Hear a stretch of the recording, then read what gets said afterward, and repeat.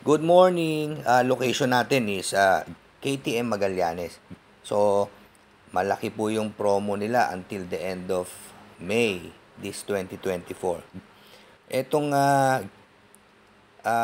unit na to is the KTM Duke 390. Ito yung Acra edition nila. Ayan oh. So, naka-Akrapovic na exhaust. Yung mga sticker niya, naka KTM power parts. Yan. Pero halos pareho lang naman din siya nung Duke 390. Pero ito kasi, siyempre medyo iba yung mga stickers niya. Ang presyo nito is, according sa KTM, is 225,000 pesos yung promo. Yung standard Duke 390 is 195. Ayan, kita nyo yung likod. Oh. Wala siyang seat. Ayan yung TFT screen. So, mas kakaiba to.